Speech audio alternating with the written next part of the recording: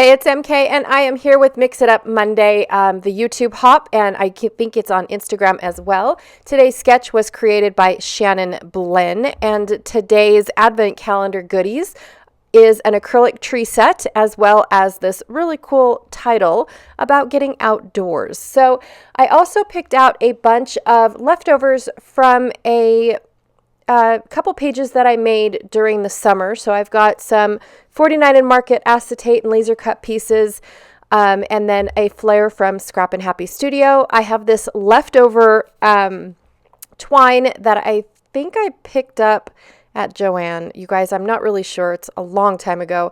And then another piece of twine that was hanging out with the thread. I have 3 photos of just a detour that we took on our way back from Ely, Nevada. And then I was going to mount it on white cardstock. I also found this Vicki Boutin piece of scrap paper as well, and I was thinking about using it for something. I have from Crafty Garden the rub-on transfers, so I'm going to try to use that. From Day 4's Advent Calendar, I definitely wanted to bring back this burlap stencil, and instead of black, I'm going to use the walnut stain with my blender tool. And then I pulled out these Dusty Attic chipboards in, I think it's just Forest number 1. I think is what that was called. I don't remember anymore because I don't have the packaging.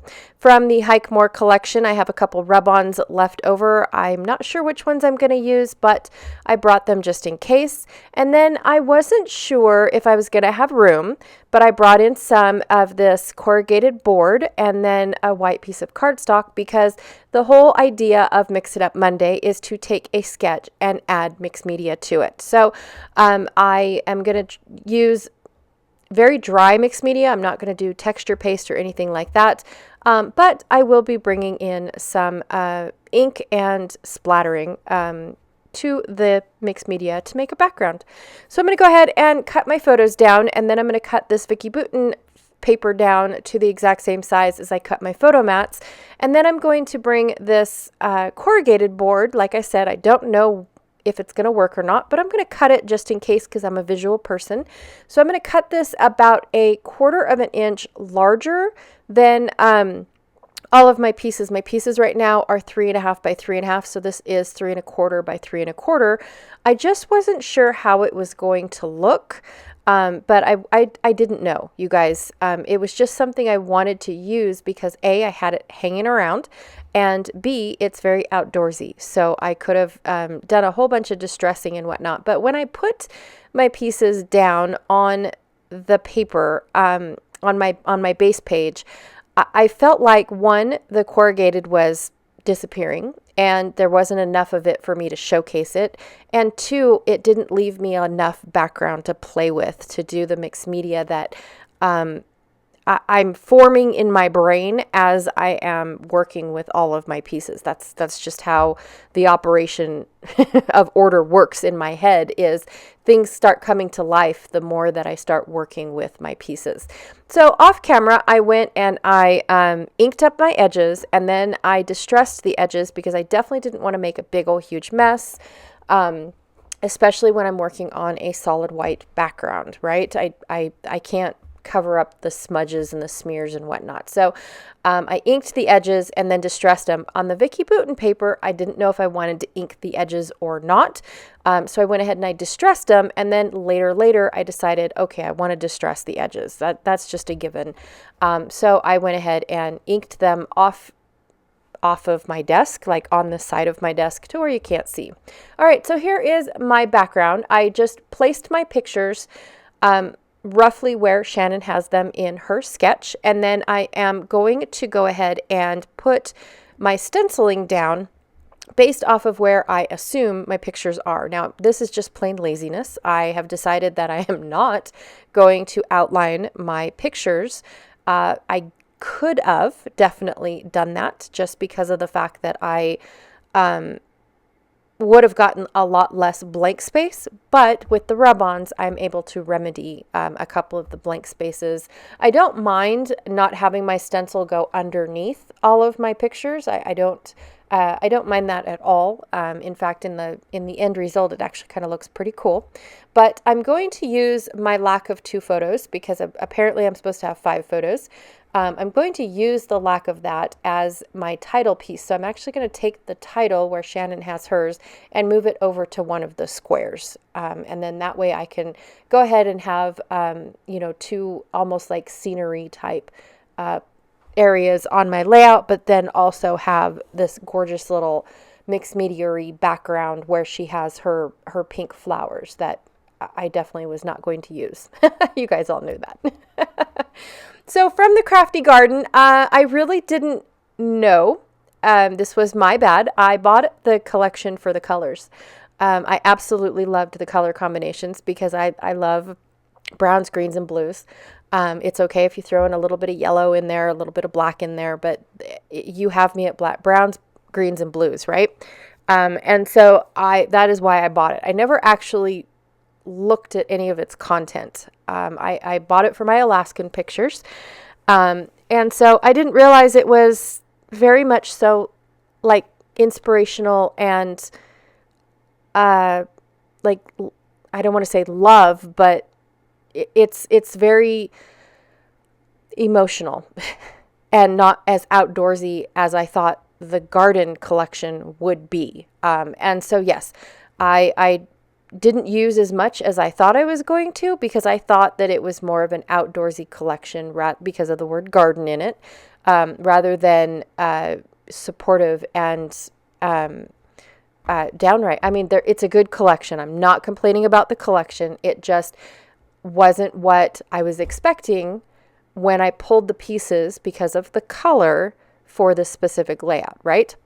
So I ended up just using a couple of the distressed little wordsy background pieces from the Crafty Garden.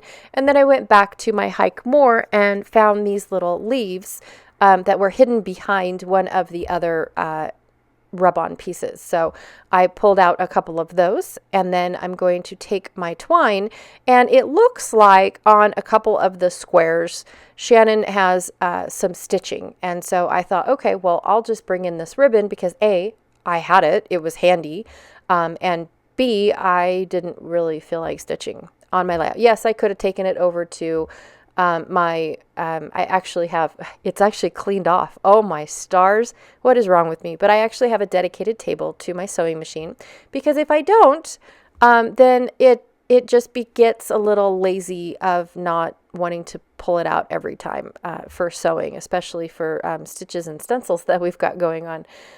So in case you haven't noticed, I've been using faux stitching quite a lot lately because of how busy all of my desk areas have become.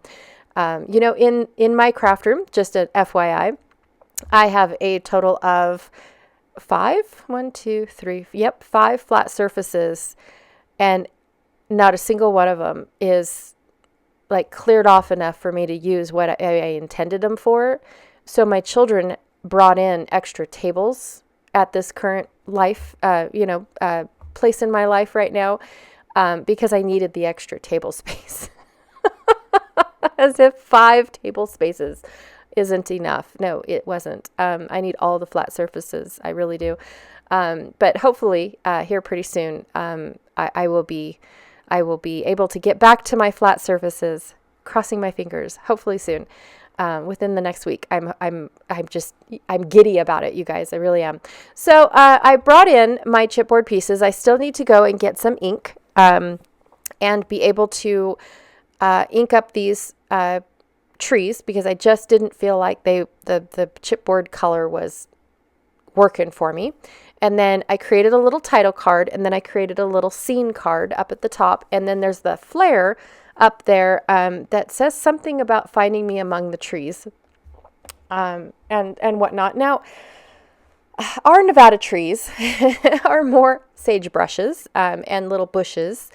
But yeah, this is as good as it's going to get. So, but I have not once found a sagebrush embellishment. So maybe I need to come up with one of those because this is what I have. And everything else has these gorgeous, tall, beautiful trees or pine trees, short squatty pine trees or really tall, whatever kind of trees those are in the dusty attic chipboard, who knows?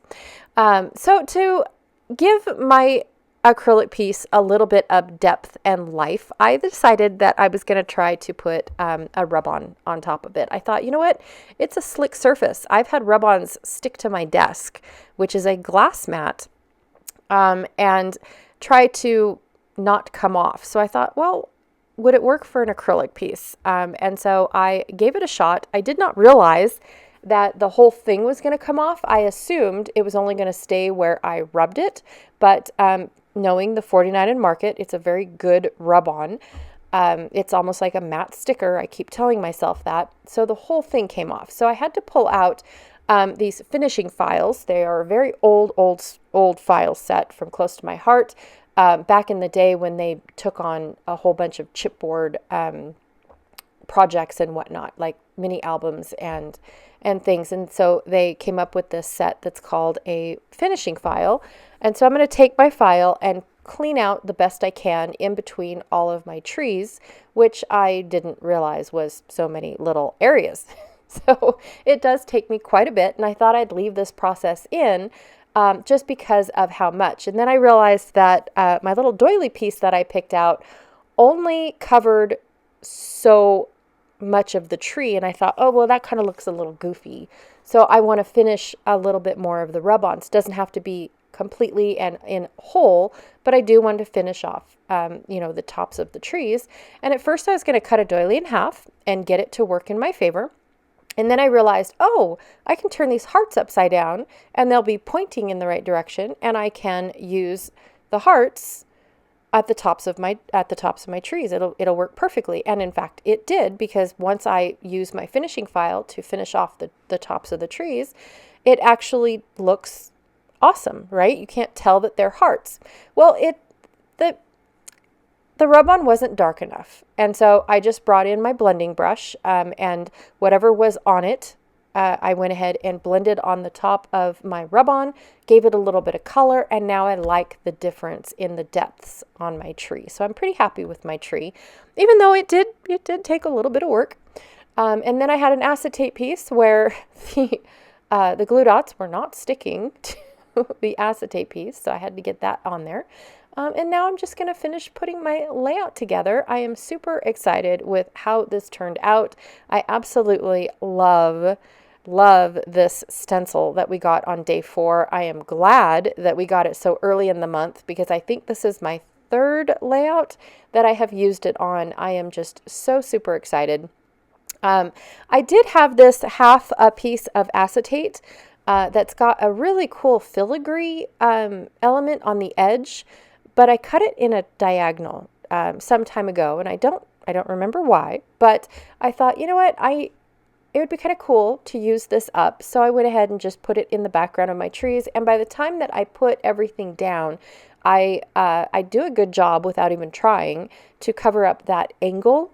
And then you just have that soft filigree around the little square pattern paper piece. So I'm going to flatten my flare really quickly so that way I can get it to lay on the layout. But I do have to say, I'm glad I flattened it, because I am having it overhang on top of my acrylic piece. So it does pop up some, but if I would have not flattened it and had it pop up, it would have almost been probably 5/8 inch thick, which is very thick, you guys. So super glad I did that. And then my final thing that I'm going to do for the layout is take some of my Altenew ink spray, which is a glimmer, like a glitter ink spray, and I'm going to just splatter it in all the places on both sides of my layout. I really do love how it turns out. I really am super excited. I like when my spray lands on different surfaces, because you can see where it's shiny in some spots and then other spots where it's soaked right into the paper. So I really do like how it ended up and turned out. So that is my layout for today. Thank you so much for hanging out with me. I really truly appreciate it. Don't forget to check out the playlist down below. So we've got the Mix It Up Monday playlist for everybody, and then also in the description box down below, I have the YouTube links in case you don't want to do the playlist. And then I also have the Instagram links. Shannon, thank you so much for such an amazing sketch. And then also don't forget to check out Janet Fritz's channel to see how she is using her day 9 on the Advent calendar today. So anyways, thanks again, and I will check y'all later. Bye.